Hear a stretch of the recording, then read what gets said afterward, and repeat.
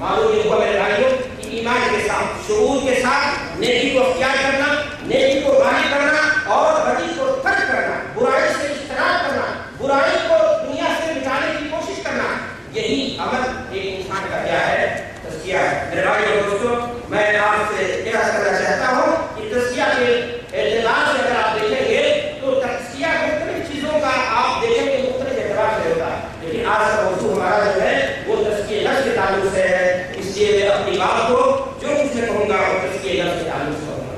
تزکیہ کا معنی اور مفہوم سمجھ لینے کے بعد تزکیہ کی اہمیت اور تزکیہ کی ضرورت کو سمجھنے کے لیے ہم توجہ آپ کی چاہیے۔ آپ جانتے ہیں کہ تزکیہ کی اہمیت کتنی زیادہ ہے، لیکن میں چاہتا ہوں کہ اس سے پہلے آپ کو نفس انسانی فطرت جو ہے، انسان کی جو حقیقت ہے، میں اس کو آپ کے سامنے پیش کرنا چاہتا ہوں۔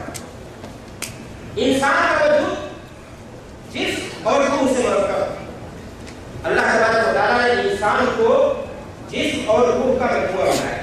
جسم کے اپنے تقاضے، روح کے اپنے تقاضے۔ جسم مٹی سے پیدا کیا گیا اور مٹی کے اندر شر ہے، مٹی کی خصلت میں گھٹیا پانی ہے، مٹی میں ضلالت ہے، مٹی میں گمراہی ہے، مٹی میں سرکشی ہے، مٹی میں شیطانیت ہے۔ نتیجہ یہی ہے کہ انسان فطری طور پر برائی کی طرف کیا ہوتا ہے؟ مائل ہوتا ہے۔ لیکن اللہ تبارک و تعالیٰ کتنا بڑا کارساز ہے۔ اللہ تبارک و تعالیٰ نے انسان کے جسم کو پیدا کرنے کے بعد ایک لطیف سی چیز اس کے اندر رکھی ہے، اور وہ لطیف سی چیز کیا ہے؟ روح۔ روح کا کام کیا ہے؟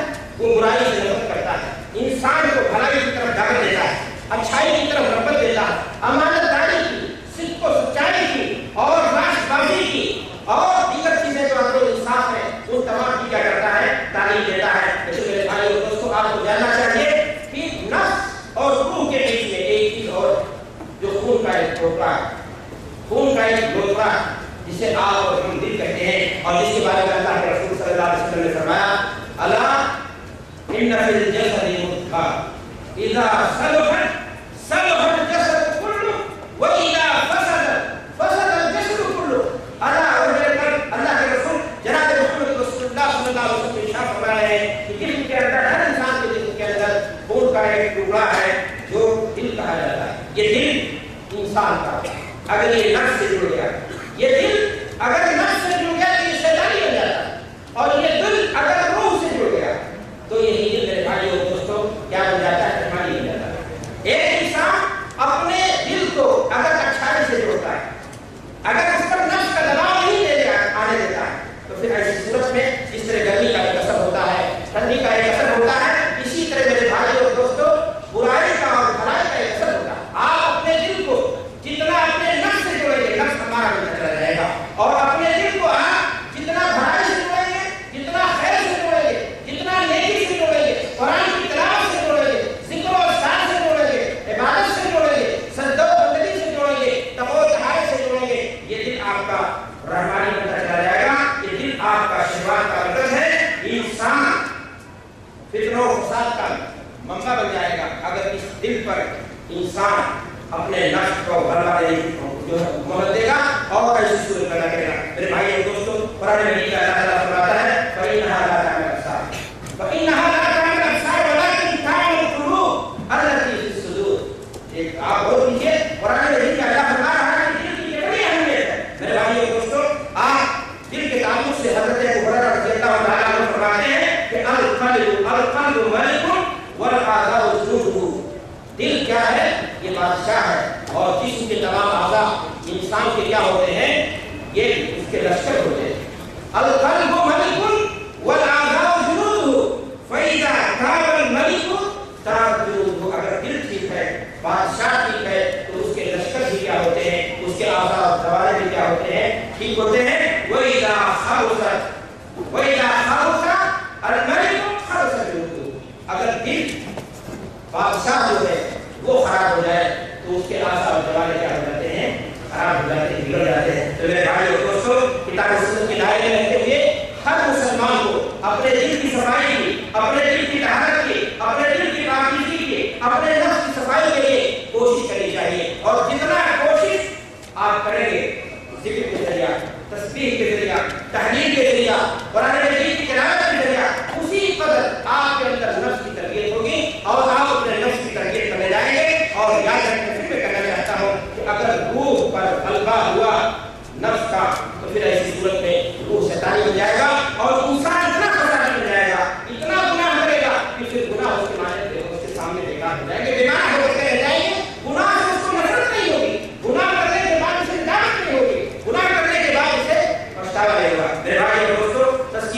نفس کی اہمیت کا اندازہ کرنا ہے آپ کو، تو آپ اس بات سے آپ اندازہ کر سکتے ہیں کہ اللہ تبارک و تعالیٰ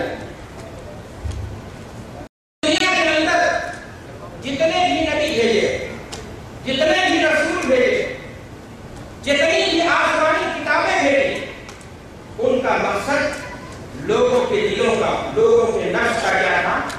تزکیہ، صفائی تھی، ان کے باطن کو ٹھیک کرنا تھا۔ اللہ تبارک و تعالیٰ ہمارے نبی کے اندر ارشاد فرماتا ہے هو الذی بعث فی الأمین رسولا منهم یتلو علیہم آیاتہ ویزکیہم ویعلمہم الکتاب والحکمہ وإن کانوا من قبل لفی ضلال مبین۔ اللہ فرما رہا ہے کہ اللہ تبارک و تعالیٰ ہو رہا ہے کلمہ میں، اللہ تبارک و تعالیٰ نبی کریم صلی اللہ علیہ وسلم کی بعثت، آپ کی رسالت کے اجزاء میں سے ایک جز بیان کر رہا ہے کہ آپ کو دنیا میں بھیجا گیا کس مقصد کے لیے؟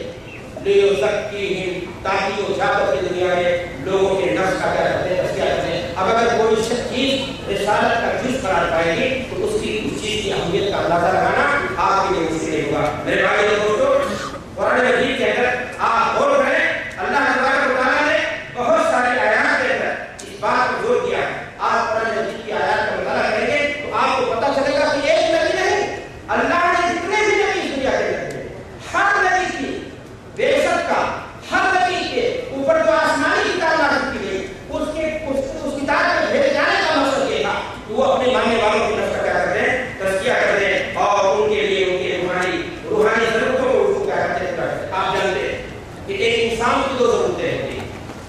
ایک انسان کی ضرورت ہے جسمانی، مناسب کھانا دیا جائے اسے، مناسب پانی دیا جائے اسے، مناسب طور سے اسے اس کے جسمانی برداشت، نشو و نما کی طرف توجہ دینے کا موقع ملے۔ لیکن میرے بھائی اور دوستو، ایک انسان کی دوسری ضرورت ہے روحانی، اور اسی ضرورت کی تکمیل کے لیے اللہ تبارک و تعالیٰ نے تمام نبیوں کو، تمام رسولوں کو، تمام آسمانی کتابوں کو بھیجا ہے۔ قرآن مجید کا مطالعہ کریں، اللہ فرما رہا ہے فَأَفْلَحَ مَن تَزَكَّىٰ وَذَكَرَ اسْمَ رَبِّهِ فَصَلَّىٰ بَلْ تُؤْثِرُونَ الْحَيَاةَ الدُّنْيَا وَالْآخِرَةُ خَيْرٌ وَأَبْقَىٰ إِنَّ هَٰذَا لَفِي الصُّحُفِ الْأُولَىٰ صُحُفِ إِبْرَاهِيمَ وَمُوسَىٰ۔ کون کامیاب ہو گیا؟ جس نے اپنے نفس کا تزکیہ کر لیا۔ آخرت کی کامیابی مربوط ہے کس چیز سے؟ گھر بنا لینے سے نہیں، ڈگریاں، عالی سندیں حاصل کر لینے سے نہیں، اپنے نفس کا جس نے تزکیہ کر لیا وہ کامیاب ہے۔ اور آیت کریمہ کو دیکھیں، اللہ تبارک و تعالیٰ آگے فرما رہا ہے إِنَّ هَٰذَا لَفِي الصُّحُفِ الْأُولَىٰ صُحُفِ إِبْرَاهِيمَ وَمُوسَىٰ۔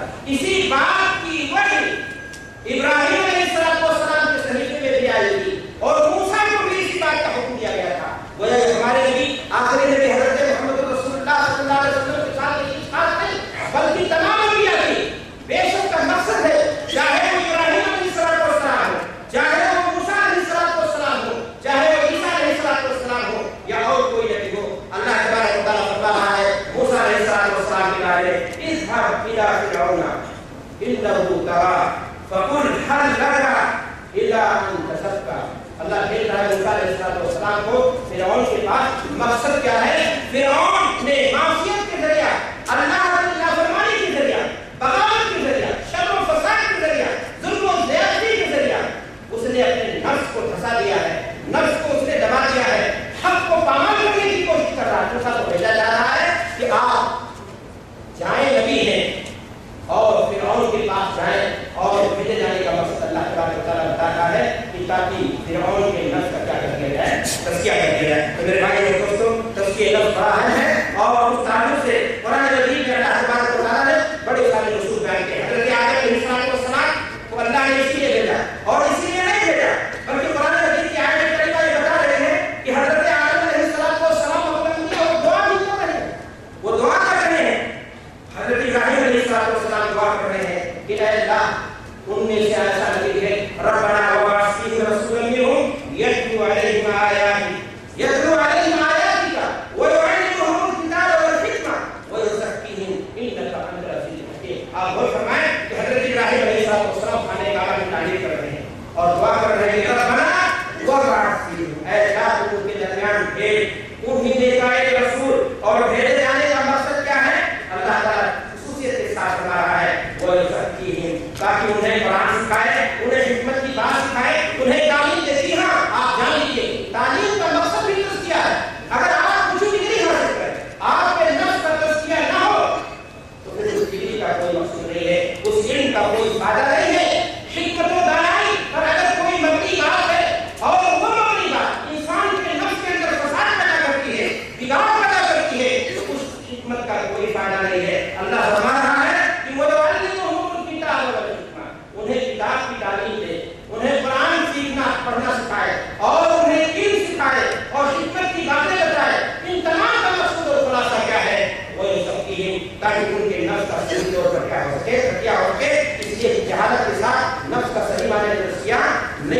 تو میرے بھائی اور دوستوں اللہ تبارک و تعالیٰ نے قرآن و تعالیٰ کے اللہ نے نبی کی دعا قبول فرمائی، اللہ نے رسالت بھی دی، کما ارسلنا فیکم رسولا منکم یتلو علیکم آیاتنا ویزکیکم ویعلمکم الکتاب والحکمہ ویعلمکم ما لم تکونوا تعلمون۔ اللہ فرما رہا ہے کہ ہم نے بھیجا، کما ارسلنا اسی انداز سے بھیجا تمہارے درمیان رسول جو تمہیں قرآن کی آیتیں سناتا ہے، اللہ نے جو آسمانی کتاب نازل کی ہے اس کو پڑھ کر کے سناتا ہے، تمہیں تعلیم دیتا ہے، تمہیں حکمت و دانائی کی باتیں بتاتا ہے، اور تمہارے نفس کا کیا کرتا ہے، وہ تمہارے نفس کی تدبیر کرتا ہے، تمہارے قلب کی، تمہارے دل کی اصلاح کرتا ہے، اور تمہارے نفس کی، تمہارے باطن کو صاف کرنے کی کیا کرتا ہے، کوشش کرتا ہے، تاکہ تمہارا ظاہر نہیں تمہارا باطن بھی کیا ہو جائے، ٹھیک ہو جائے۔ میرے بھائی اور دوستوں قرآن مجید کے اندر اللہ تبارک و تعالیٰ نے متعدد انداز اور متعدد اسلوب سے اس مسئلے کو بیان کیا ہے، اور میں آپ سے